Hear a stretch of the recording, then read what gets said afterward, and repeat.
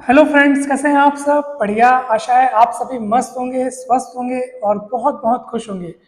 Friends, हम सभी के जीवन में परिस्थितियां हमेशा बदलते रहती हैं। कभी भी हर दिन एक जैसा नहीं होता। आज अगर आपको बहुत कुछ अच्छा मिल रहा है तो ऐसा भी दिन आता है कि आपके साथ कुछ भी अच्छा नहीं हो रहा होता। किसी दिन आप बहुत ज़्यादा खुश होते हैं तो किसी दिन आपको लगातार बुरे अनुभवों से सामना करना पड़ता है। लेकिन क्या वो चीज़ है जिससे हम हर परिस्थिति में खुश रह सकते हैं? और वो है आपका नज़रिया। परिस्थितियाँ अच्छी या बुरी नहीं होती। हम अपने मन को जैसी कहानी सुनाते हैं, उस परिस्थिति के बारे में जैसा बयां करते हैं, बस वैसी ही वो परिस्थितियाँ हमारे लिए बन जाती हैं। आप खुद सोचिए, अगर वो कोई घटना है या कोई परिस्थिति है और अगर आप उसकी कोई व्याख्या न करें, उसके बारे में कोई विवरण प्रस्तुत न करें, तो क्या वो अच्छी है या बुरी है, ये उसमें कोई लेबल तो नहीं चिपका है। कोई भी घटना अपने आप में अच्छी या बुरी हो ही नहीं सकती। ये आप उसको परिभाषित करते हैं अपने अनुभवों के आधार पर।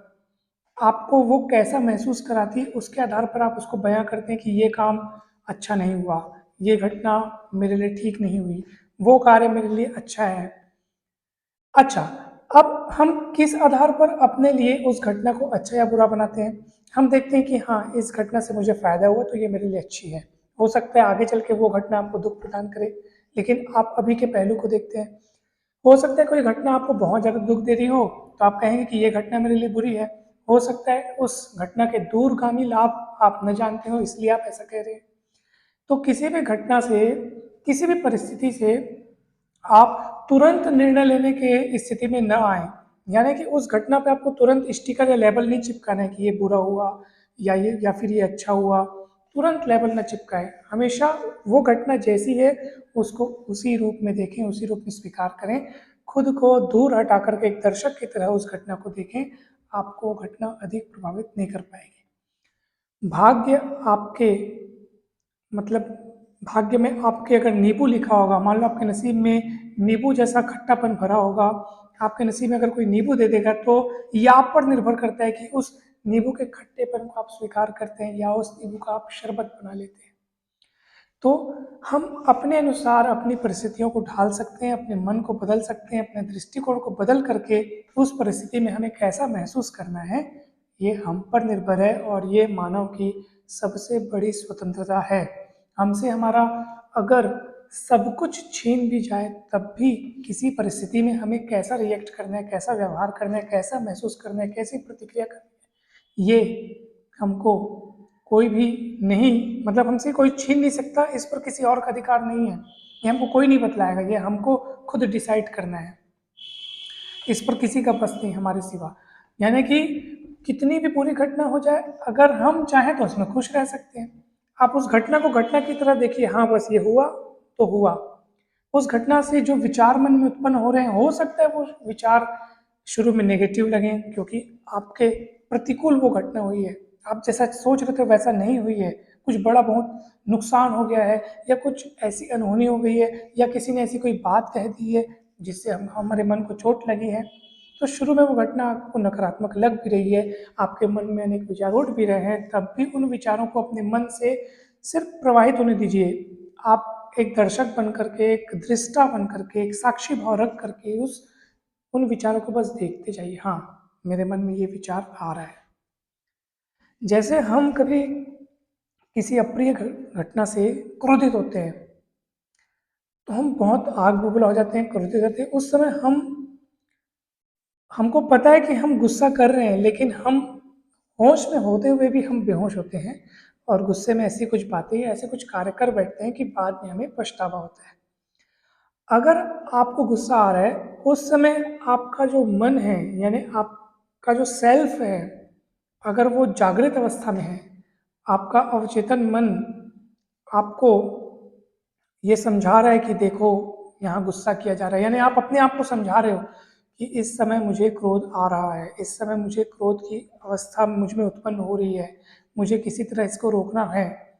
यानी अगर आप खुद से खुद को निर्देश दोगे, खुद को ऑर्डर दोगे, परिस्थिति को खुद देखोगे, अलग हट करके खुद आप सोचिए कि वहाँ कोई खड़ा है, वहाँ पे आपका एक प्रतिरूप खड़ा है जो उस घटना को देख रहा है और वो आपको समझा रहा है कि अभी आपको क्रोध नहीं करना है, यानी कि आपको सजग रहना है। इसको बोलते हैं सजगता। जब आप सजग रहेंगे तो आप बेहतर तरीके से रिएक्ट कर पाएंगे, अपनी वाणी पर कंट्रोल कर पाएंगे। दोस्तों, जीवन जो है वो हमेशा अच्छा हो, हमेशा प्रिय हो, सब कुछ अच्छा हो आपके अनुसार, ऐसा जरूरी नहीं है। जीवन अपनी गति से चलता है, सबके जीवन में ऐसा ही होता है।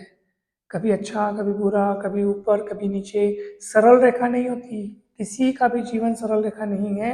ये उतार चढ़ाव है, ये तरंग की भांति होता है।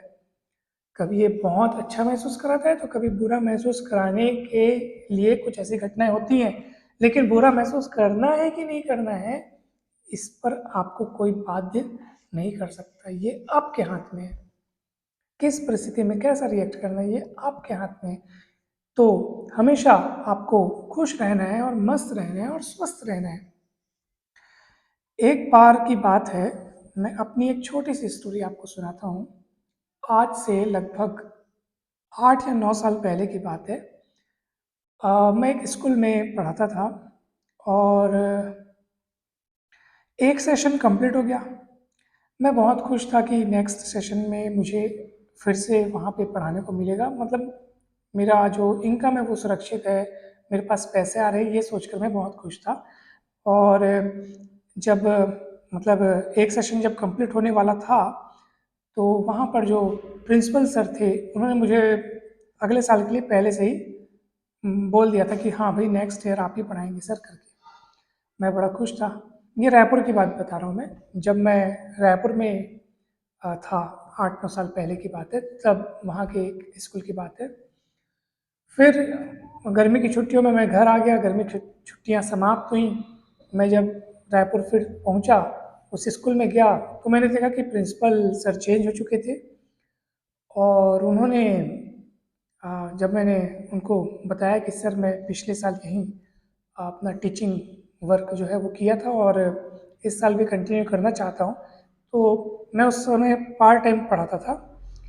तो सर ने कहा कि भाई हमारे यहाँ पार्ट टाइम नहीं, फुल टाइम टीचर इस साल से रखे जाएंगे और जो कि नियुक्त किए जा चुके हैं। तो अभी आप कहीं और देख लीजिए। उस समय अब आप सोचिए कि मेरे पास इनकम का सोर्स था नहीं मुझे, लेकिन मैं पढ़ाना मेरा पैशन था, मुझे पढ़ाने की बहुत इच्छा होती थी। और लेकिन अब वो था नहीं। तो वहाँ पे मेरे पास दो ऑप्शंस थे। जिस खुशी और जिस उल्लास उमंग के साथ मैं यहाँ से गया था कि मैं वहाँ पर जाकर फिर से अपना स्कूल ज्वाइन करूँगा और बड़ा मज़ा आ जाएगा एकदम। दोपहर की मेरी क्लासेस भी होती थी, एमएससी जिस समय मैं कर रहा था, तो 10:30 के बाद वहाँ क्लास थी और मैं पार्ट टाइम यहाँ सुबह स्कूल जाता था। तो अब वहाँ पे मेरे पास दो ऑप्शंस थे, या तो मैं विलाप करने लगता या एकदम दुखी हो जाता कि अब कैसे करूँ या क्या करूँ, मेरे पास तो एक स्कूल था पढ़ाने को, अब वो नहीं है। बजाय इसके कि मैं दुखी हूँ या परेशान हूँ, मैं बहुत ज़्यादा खुश हो गया, ये सच बात है। खुश क्यों हुआ? क्योंकि अब मेरे पास अनेकों अवसर हैं। अब मैं मनचाहे जगह ढूंढ करके 10, सोचिए कितने सारे ऑप्शंस हो सकते हैं मेरे पढ़ाने के लिए। तो मैं मज़े से बहुत जगह संपर्क किया, नए नए कॉन्टैक्ट्स बढ़े, नई नई पहचान बढ़ी, तो मज़ा आ गया। और उससे कई गुना ज़्यादा बेहतर कार्य मुझे मिला। तो परिस्थिति हमको लगता है कि ये बुरी है, लेकिन अगर आप धैर्य रखें और परिस्थिति आपको कुछ सिखाने आती है, वो बोलती है कि अब हो गया, इस लेवल को आपने पार कर लिया, अब आपको आगे बढ़ना है। साथ ही साथ वो आपके धैर्य की भी परीक्षा लेती है कि कोई अगर अप्रिय अवसर हो, कुछ बुरी बात हो, तो आप अपने आप को कितना संभालते हैं। तो उसका एक सबसे बढ़िया राज मैं आपको बता रहा हूँ, सबसे बढ़िया रहस्य है। अगर कोई अनचाही बात या अनचाही घटना हो, सिर्फ और सिर्फ आपको एक ही कार्य करना है, शांत रहना है।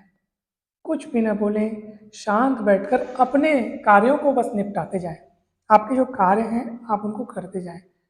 आप धीरे धीरे देखेंगे कि घटनाओं का आप पर प्रभाव फीका पड़ने लगा है। शांत बैठेंगे जब आप, तो घटना जो समस्या है उसको सॉल्व करने के आपके पास अच्छे अच्छे नए नए सकारात्मक विचार भी आएंगे। तो कोई भी बात हो, आपको घबराना नहीं है।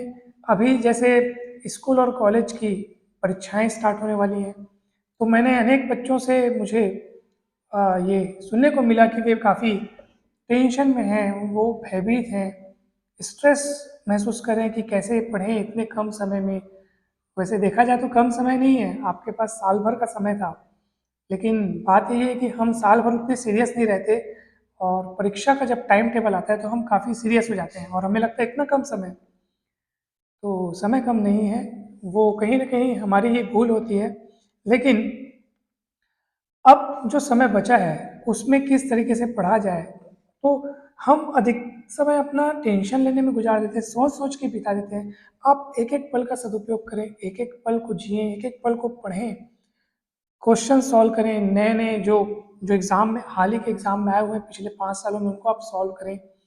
फिर आप काहे की चिंता, हर परिस्थिति में आप उसको अपने अनुकूल बना सकते हैं। पढ़ते रहिए, तैयारी हो जाएगी आपकी।